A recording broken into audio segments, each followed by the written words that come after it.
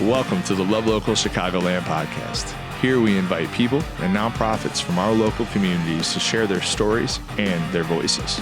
Through amplifying their message, we share their genuine human experiences that connect us all. Our goal is to make our communities more than just a place to live, but instead a place to thrive. Tune in to hear what makes our community so special right here on the Love Local Chicagoland Podcast. Hey, what's going on, friends? Thanks for being here. We are back. We took a little bit of time off. We did about 4 episodes with the Love Local Chicagoland Podcast, loving on our community and showcasing stories in our community. And we took a little bit of a hiatus, but we're back. My friends, the goal for this podcast is to show love to our community and to connect stories in our communities of people that maybe have gone through stuff that could help if they share their story, because going through stuff sometimes is hard in life. And so if you have somebody else's story, especially somebody else locally, that could be powerful. My friends. So today we're going to dive right in. We have a breast cancer survivor here. She is a local healthcare professional, and she is a mom, and she is a wife. And I would say from getting to know her, she's embedded into her community and wants to help to see it flourish. But recently she overcame breast cancer, but she had to go through it. Today, we're going to hear a little bit about her story, what she went through, also some things that could help in to bring some awareness and some support to maybe you or to maybe somebody else that are going through breast cancer. My friends, it's October and it's Breast Cancer Awareness Month. So we're going to talk about it today and we're going to dive in. But enough of me talking. I am super excited to ask this first question. It's Miss Roxie Parikh. Welcome to the show. Thank you so much, Jason. Yeah, it's an honor to have you here. I feel like I knew you before I knew you, if that made any sense. Just through the Schaumburg Business Association, I think I was new, and I just saw you during that time, even overcoming your struggle right in front of my own eyes, and getting to know you has been a true blessing. And I'm looking forward to this conversation today. Me too. I know. I remember you being like, I feel like I know you, but I don't really know you. So it's been awesome to grab some snacks and talk on the phone and really get to know each other. Yeah, it definitely is. To connect and to hear your story and what you've gone through and what you've overcome and how you want to help people. It's kind of our style here at Love Local. So excited to dive in with this. I want to dive into the breast cancer stuff. We're going to look at all that. But before we do that and that journey, just tell people a little bit about who you are. So my name is Roxie Parikh, as you mentioned. I do have a job in a healthcare arena here in Chicagoland, which has been amazing. I've got to learn a lot about the medical field, and this is important because I had an opportunity to work with breast cancer surgeons prior to my diagnosis. So I was really familiar with that, but we're going to table that for a second and I'll finish telling you who I am. I'm a wife. I've been married and with my husband for probably 20 years or so. Awesome. And then I have 3 young kids.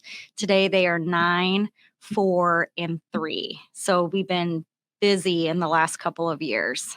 Yeah, to say the least. So yeah. It's a lot. 3 different age groups of kids. That's right. So when I met my husband, we were attending Southern Illinois University, which is downstate in Illinois. That's where you're from too, right? That's where I'm from, which is so important to mention today because although my aunt will not speak with us, she is here in the room. So to share a piece of my story with my aunt here, this is her first trip in maybe a year or 2. So it's really serendipitous that she's with us today.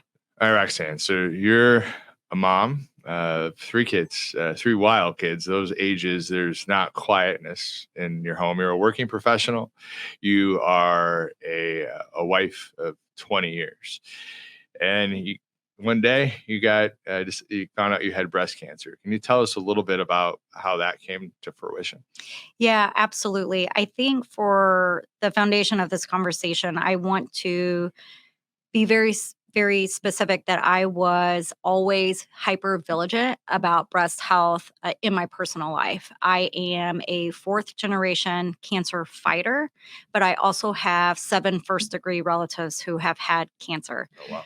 In addition to the familial connection, I also have a professional relationship with breast surgeons through my work. So I was always really invested in women's health, if you would say, especially around breast and gynecological cancers, as they have dominated my family life, my personal life. And then you compound that with a professional life. Yeah. So my journey started out really unexpectedly, I would say, but also kind of ironic as it was my work's event that they sponsored through the Schaumburg Boomers, another lovely Schaumburg Business Association member. And we did a breast cancer awareness baseball game. Awesome. And one of the things that I've always really wanted to help with is families who are diagnosed or going through this because I know the effect it had on my family.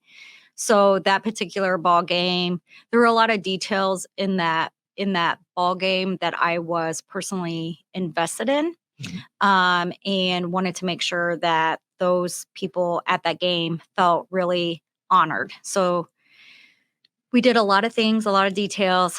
Fast forward to the next morning, and I took a shower, and I felt like I had just told an entire baseball stadium that they should feel their boobs. So I should probably feel my boobs. And that's how my experience started, was with a self breast exam. Oh, wow. Right. What a coincidence for you to go through that during that time. What was your initial thoughts? Oh man, I think finding a lump during a self breast exam, which we're as women we're told to do this every month, and to be totally honest, I didn't do it every month, and I knew the significance of what it meant. So my first thought was, oh my gosh, is this for real? And I had spent some time breastfeeding my babies. So I thought perhaps it was just a milk duct or maybe there was something else. But um, I went through a moment of panic, and I think anybody who finds something abnormal. Gosh, yeah. So especially I would think as a mom too, like that feeling, I could only imagine, obviously, but I know if I had any type of cancer, my first thought would be like, what about my kids? Or you have to go to worst. You don't have any other choice. You want to not, you want to be, you're going to be positive. You're going to fight through it. But that initial gut reaction is like, I'm sure it's worst case Scenario right? from the beginning. It was honestly, you go through the process of being like, do I have my life insurance? What happens to my kids if I have to move out of my house? What are they going to see? How are they going to feel? All those things come into play because ultimately you hear cancer and you probably automatically think that this is the end of the road for you. Yeah. And so I cried, Sure. I cried, and then I got myself together and I was like, maybe what I felt is not there. Maybe it's not as significant as I think. So I'm in my towel, my hair's wet, and I run down to my front room and I'm like, and a friend was there and I was like, hey, this is totally bizarre, but will you fill my boob for me? And she did. And when she did, she turned a different shade of white. And I knew if I thought something was wrong and I saw the fear on her face, I knew that I needed to take immediate action to be seen right away. Yeah. Yeah. I can only imagine that. I think probably, I would think looking back, is it kind of like in slow-mo, like going through that time frame? Like you're almost like, am I in a movie right now? Is this really happening? to me? Yeah. Yeah. Yeah, it's the whole like clapping in your ears, it's the loud drum, it's everything is kind of silenced and you're like, "Oh my gosh, I can feel my blood pressure in my ears." And the one piece of advice that I have for anybody, whoever suspects anything, is just get it checked out. Yeah. Like you can't do anything unless you have the information that you need. So In my case, it was knowledge is power, and we're going to move forward with that. Yeah, when we talked, what I admired about your story, it was like you had that moment of like, this is going to be hard, worst case scenario, but then you kind of went into fight mode right off the bat, which you weren't going to like let cancer even get in you. You're like, I'm going to beat this thing. Talk to me about that process. You went through the examination, you saw that, you obviously went to the doctor. Talk about some of the next stages that you think that you went through, that people would go through, that you think the listeners could find value from. So one of the things that I really credit my profession with is educating me that breast cancer can be treatable. So I went into it with a knowledge base that it can be treatable. I can get better. I mentioned earlier that I spend a lot of time with doctors in my professional life. So at this point, I knew the message that they were sharing too, which coming from a family who had lost such a significant part of their lives, I wanted to hear that breast cancer could be curable. I wanted to hear that, but I also want to take a moment to remember that not everybody has that same experience. Sure. And even as we sit here today, there are people who are fighting, and there are people who know people who are just not doing very well.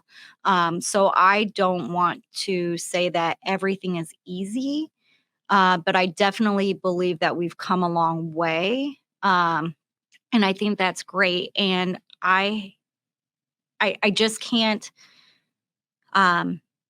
really move forward without paying tribute to those that we've lost and those that we're fighting. So anything that I say is to be optimistic.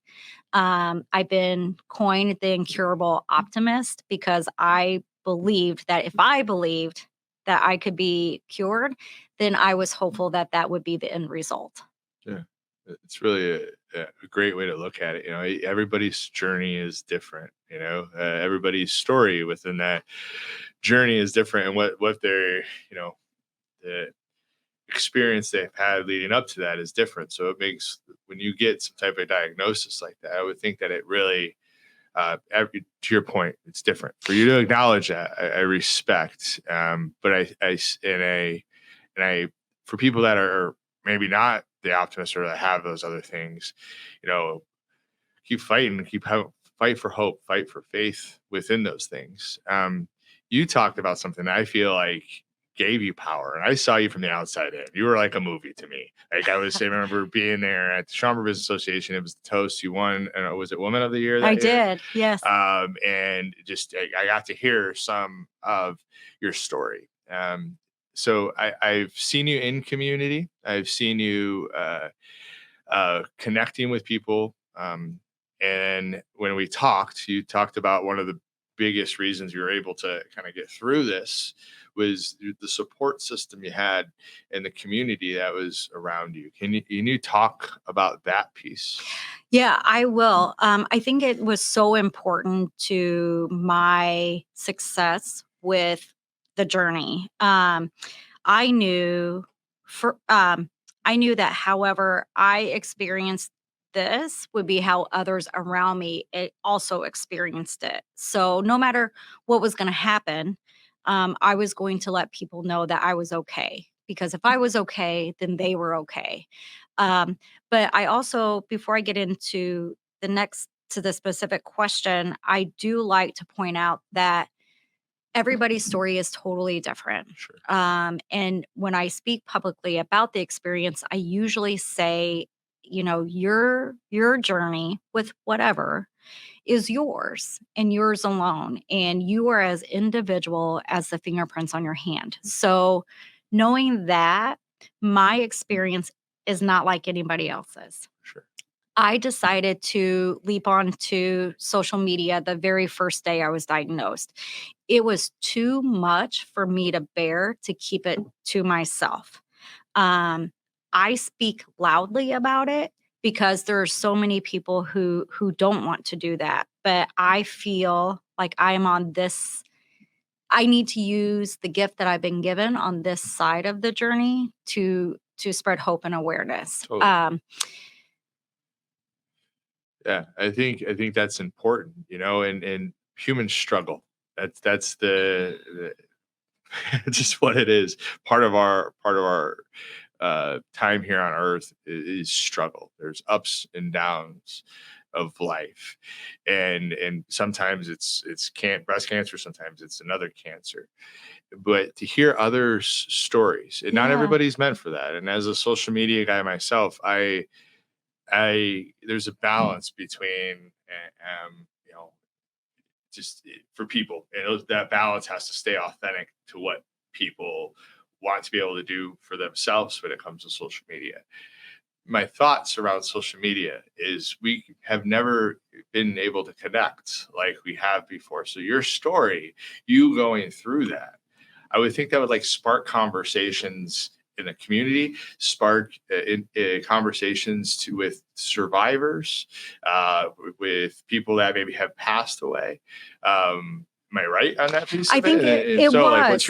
what's your thought process? I It say that. totally was. And I cannot explain to you the amount of gifts that I received from being public. And I'm not talking about physical gifts, although that was definitely an amazing part of the experience too. So many people want to help, and I accepted all of that. But the true gift came from people who still reach out for help.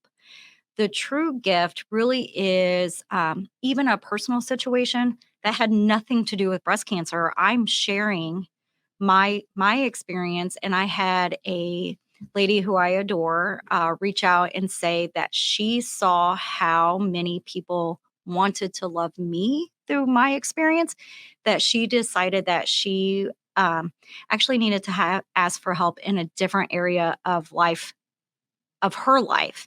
And she found a support group for something that she was going through. So it had nothing to do with breast cancer, Yeah.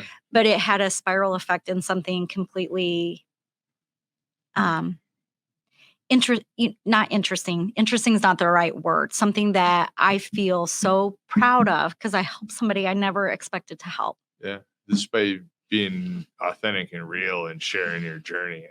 Why I'm doing all this is because I think stories heal. I do too. I am a firm believer if you hear somebody else that goes through something that you're going through, there's all of a sudden there's a different perspective, and through that healing could come. And it sounded like for that lady, that's the healing came by like, oh, look how, whatever it was, whether it's, look how courageous she is. Maybe I need to go get that support. So you never know how you're going to touch somebody's life, but by telling your story and by sharing it with the world, the goods and the bads could help other people.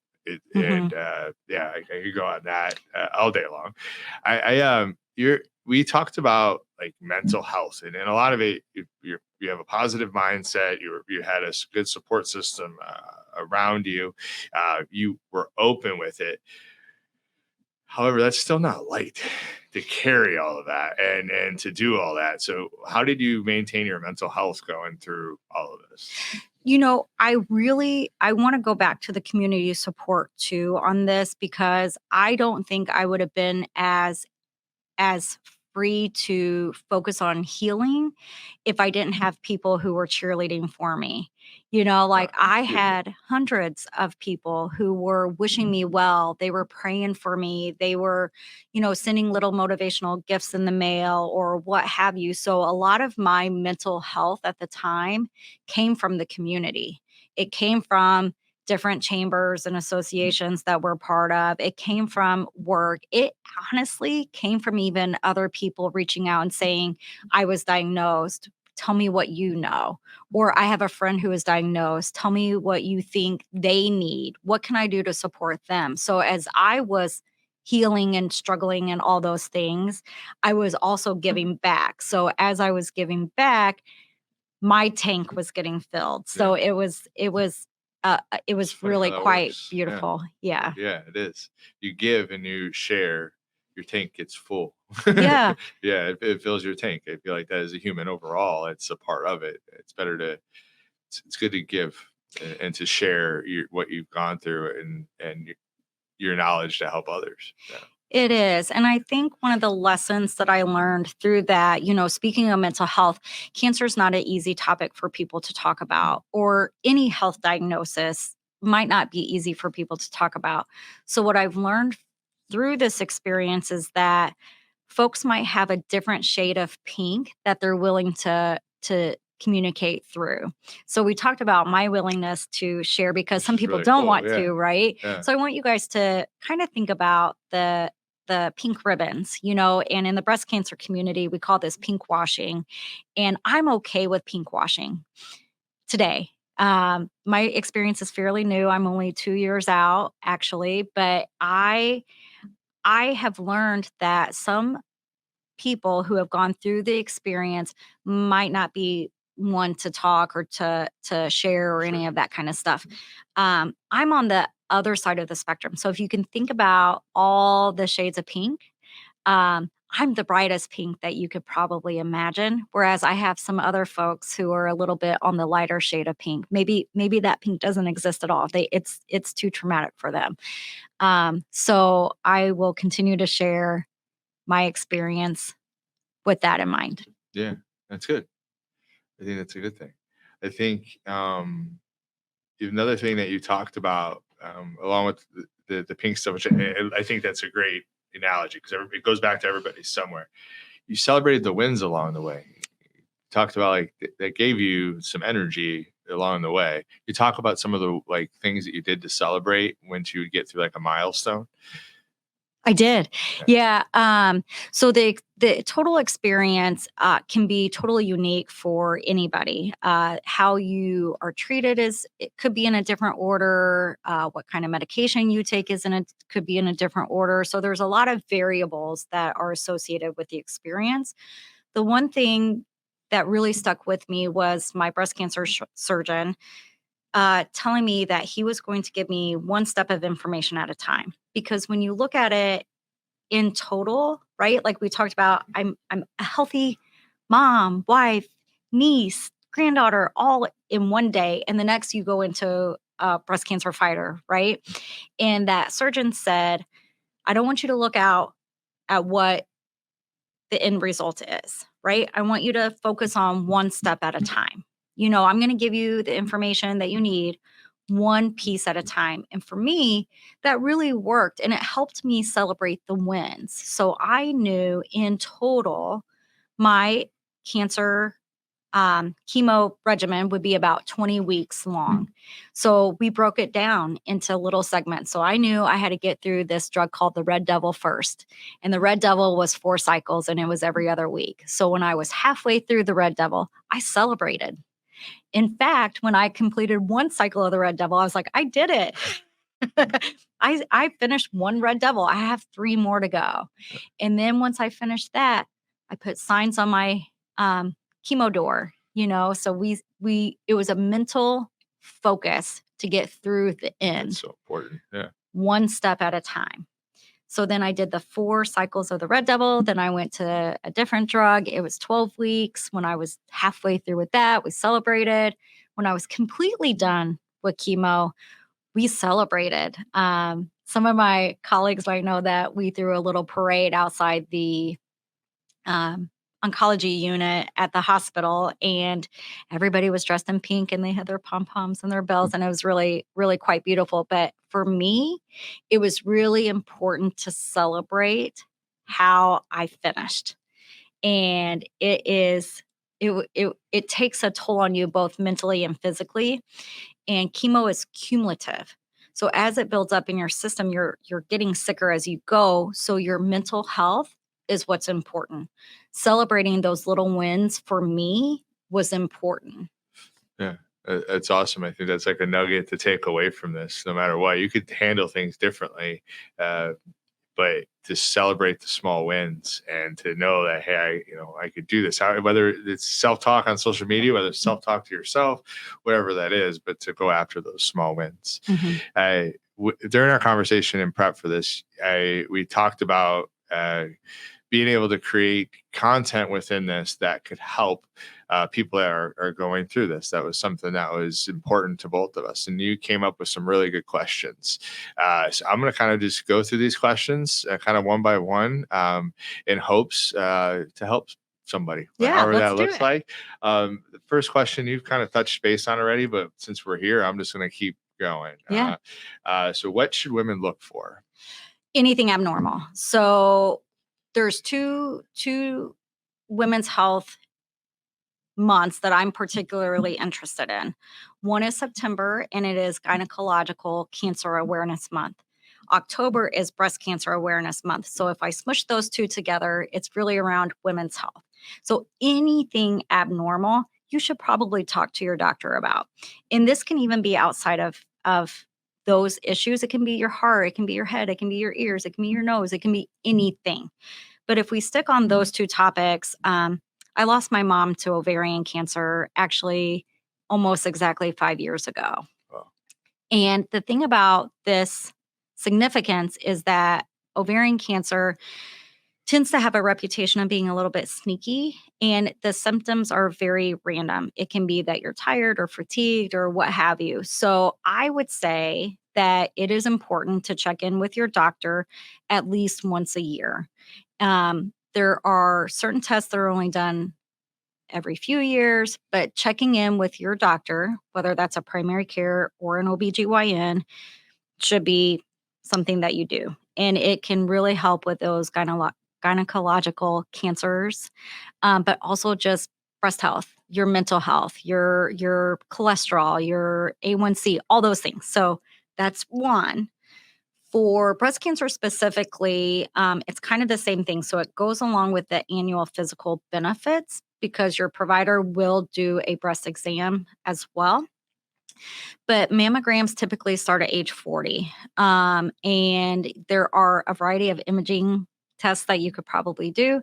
I happen to have a 3D mammography. There's lots of options. You just have to talk to your doctor about it.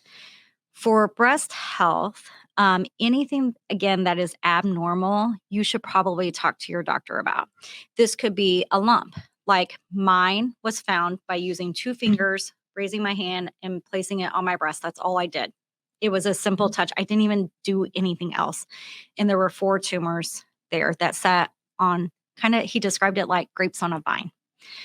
So I felt my tumor that way. So, other things that I found later to be interesting was that you might have an inverted nipple, you might have leaking, you might have sensitivity or pain or a rash or anything. So I would say start to get to know your body, know what your baseline is. And, if you're 40 years old, maybe check in with your doctor. If you have a family history of any type of cancers in your family, genetic testing could also benefit you, but you have to be prepared for the result. If you come up with a gene that is genetic, then you have to, perhaps make some decisions you might not be ready to make. So only do that if you're ready. Yeah, that's awesome advice. Thank you. The next question, which I thought was just something I thought about, is not a person that has gone through cancer. It was like I never thought about what this perspective would look like. So I'm interested to hear your thoughts. What's the process of losing your hair? I love this topic. And by the way, your head looks amazing. You look great. Self-chosen here. Full disclaimer, yeah. So the process of hair for me is really a personal topic. I think it is common for people to say it's just hair. It'll grow back. It's just your hair. But as I was going through the experience, I learned that it's not just hair. It's not just hair. It actually signifies a lot. So I'm going to walk you through a story. Please. I was diagnosed, and I was freshly diagnosed with an aggressive form of cancer. So for me, we had already talked about the possibility of my loss of life. being a big fear. That was a big fear. So I go to Walmart and I'm buying stuff for my family who still has to eat and drink and go to school and all those things. And I had long blonde hair and it was amazing. And I stood in that line at Walmart and I thought to myself, this guy behind me has no idea what I'm going through. And I'm watching the cashier, she's checking people out, and I'm like, she's just going on with her day. She has no idea what I'm going through. And it also reminds me of, how many people have things going on in their life that we have no idea. And I should be kind. Right? Like we can talk about this all day within customer service and, some of these industries that are really suffering today. Sure. But in that moment, I was like, they have no idea that I'm a 41-year-old woman buying, Lunchables and chicken nuggets, that I have some really big stuff coming up. And about 2 weeks into my chemotherapy is when I started to lose my hair.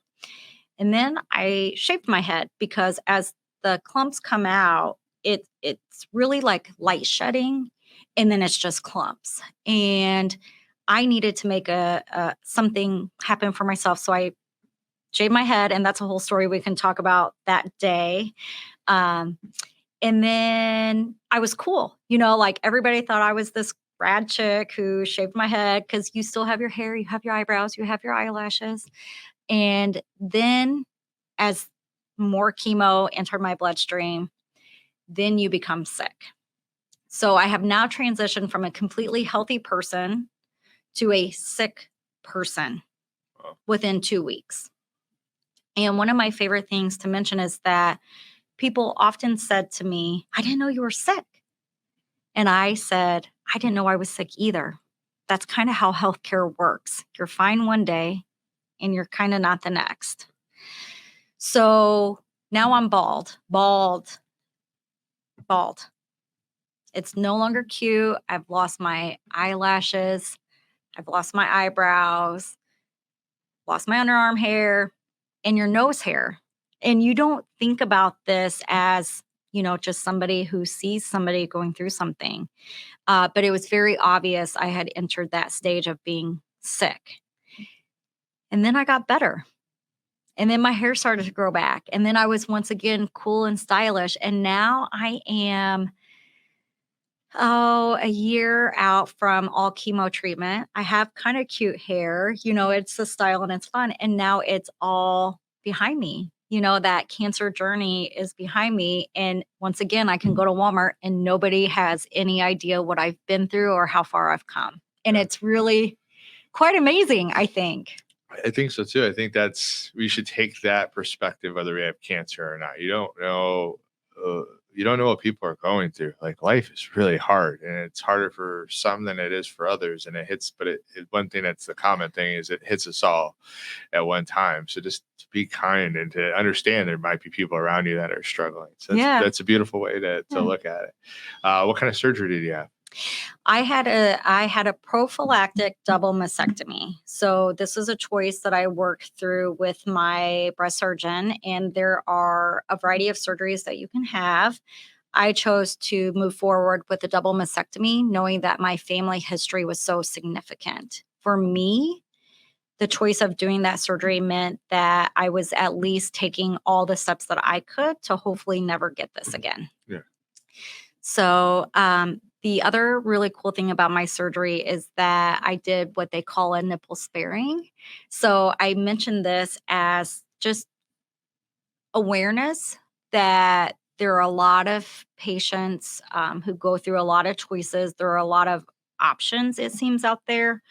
And you can choose to at least go through the process of trying to save that specific body part. And although it doesn't always work out for everybody, that is what I decided to do. Yeah, because you have to make the best decision for you during that time. But thanks for sharing. I don't think I even was aware that there's different surgeries or different levels of it. I've learned so much throughout our conversations with you. We talked earlier about you being a mom. being a mom and dad is tough in general with young kids, especially 3. So now you have cancer. Uh, you're you were really intentional with the like words and how you were describing things to them for their own mental health and for their own psyche. Can you talk a little bit about that to shed any light? Hopefully, give some advice. Absolutely. So I I knew that how I experienced cancer would be how my children and my loved ones also experience cancer. And we touched a little bit on it this morning already. But I know that, you know, my mom lost her mom. And that experience for her was one that was traumatic for her and all her brothers and sisters. And I now had this job of protecting my family because I saw what had already happened as a daughter, who has actually lost her mom and her biological dad both to cancers, which we can talk about at another time. But I've been a daughter. Now I have to be a mom and protect my kids. Yeah, talk about perspective. Whoa, Yeah. right? Like it was something that I was very intentional about. And I knew every single thing that I would experience would be how they experienced it. And my son was 4 years old when my mom passed away. And my daughter was born just 2 weeks after my mom, went to heaven to sleep with the angels. So he knew that my mom died of cancer. He asks how my mom died, and I have to tell him, and I say cancer, and he says, well, what does that mean? So we have to talk about it. And he's a bright young man, and then I have my biological dad, who lost his life to pancreatic cancer. And he will ask, where's your dad? And I have to say, oh, he passed away. Well, what did he die from? It's very natural for kids to be curious because this is all before he was born on that side. So I knew how I experienced it would be how they thought of it. And that's where the goal came in mind, that I was going to survive this. And my kids were going to know that you can be diagnosed with cancer or breast cancer and you could survive. So again, we honor all those that we've lost. My story is completely different than everybody else's. But that's what I wanted them to know, was that I was going to be okay. Yeah. So when it came to even getting my port, where they put in the chemo drug, we called it a button. So I would prep them and say, hey guys, I'm going to have surgery tomorrow. I'm going to get this thing called a button. And when they give me my medicine for this ouchie that I have in my breast, it's going to make my hair fall out. But the cool thing about when my hair falls out is that we'll know that the medicine in the button is actually working, because my hair is going to be like, ah, and it's going to fall out. Okay, so that's the first layer of it. On the inside, I'm going through all my own stuff too. Sure. But I have to make sure my husband's okay so he can take care of the kids and all that stuff, right? When we talk about the actual loss of my hair, though, I decided to make it a family experience, a core memory, if you will. And my kids went to Party City and they all picked out a can of hairspray that was colored. And we went in the backyard because you start shedding and then you have clumps that fall out. So I knew it was time. We went in the backyard. Everybody sprayed their hair. My kids are going crazy, spraying each other's. Of course, mine was pink. And as the day is unfolding, I'm talking to my oldest. So now my baby's 1 and my daughter's 2. I knew they wouldn't remember as much about it, but that 7-year-old, this is really going to shape him, and it's going to give him a perspective of others. So we talked to him. I said, babe, do you want to be involved in the head shaving? Like once we get the hairspray in my hair, we're going to shave it off. and you can choose, do you want to be involved or do you not want to be involved? And there's no pressure, but I'm going to be right here. But at the end of this experience, I'm going to not have any hair.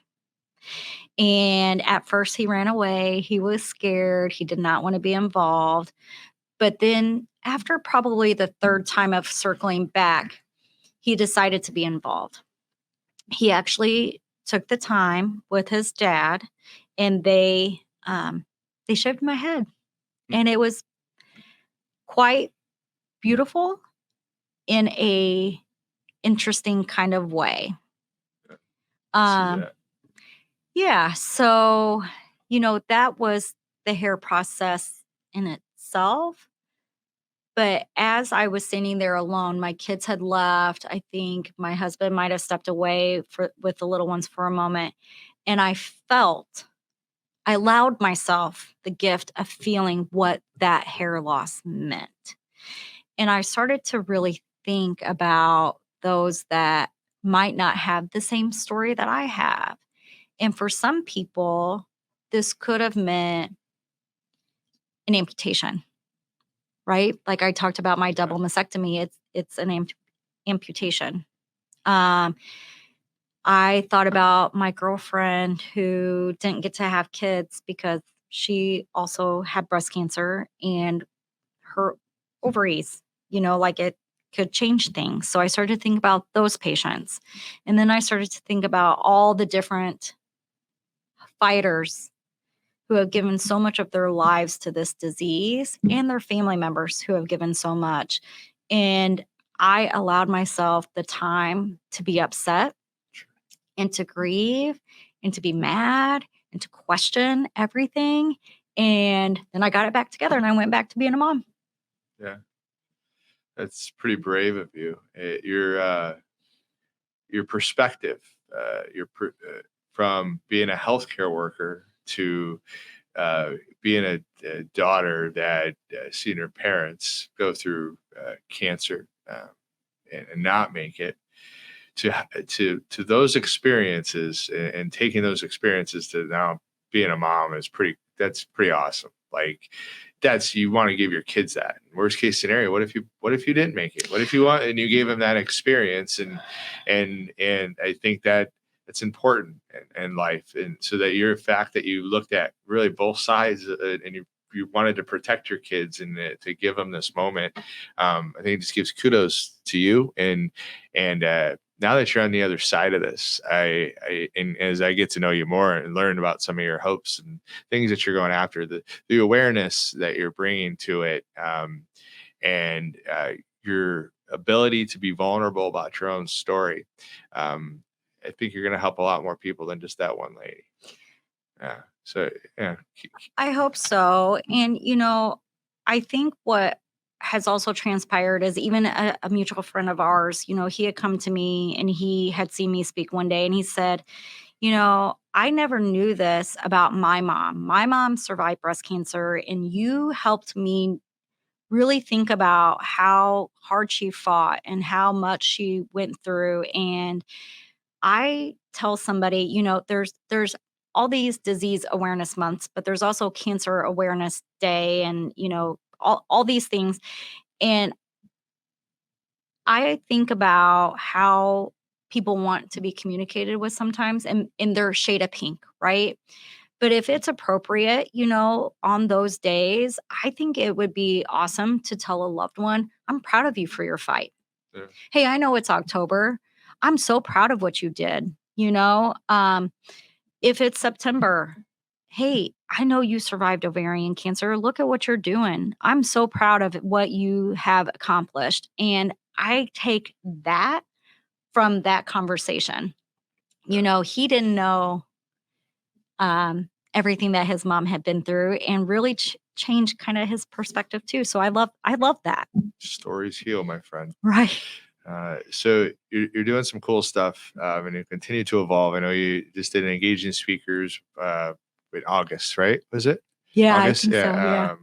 All the months are playing. What is today? Yes. Yeah. Recently, And you're doing some other cool stuff around breast cancer awareness. Can you talk to me about anything that you want to share, and then also where people could find you and connect with you? Yeah. So I'm always here to help support anybody who needs it. When I was a little girl, I had a goal of being a motivational speaker. I had some stuff happen in my life where I was like, I think people really need hope, but I was really young at the time. And as I've come through this journey, what I've realized is maybe I had to get through this to share this perspective with people. Hmm. So my goal in life has always been to share optimistic stories to help people through whatever they're going through. You can find me still doing basics, talking about work, doing networking, but I did create a Facebook page specifically for this experience. It's called Roxie's Purpose. Okay. I believe part of my story is to get to the side of it and share it. I'm still in development of that page and what it looks like and feels like, as it's a very personal testimony. Um, I've also shared very publicly in a lot of ways on my LinkedIn account, which I use for work, but also some personal experiences that this journey has got me through. Awesome. Well, thank you so much for your time, not only today, but just leading up to this, and for your willingness to fight and to be able to come out on the other side of it, to be able to help people. My friends, we're back. We ain't going nowhere. Love Local Chicagoland Podcast. Looking to connect stories in our community through real human experiences like we just shared here. And we'll also be diving into just connecting with nonprofits. We believe that the communities are stronger through stories and through connecting. So peace out, my friends, and I hope you join us on the next show. Thank you, Roxanne. Appreciate it. Thank you.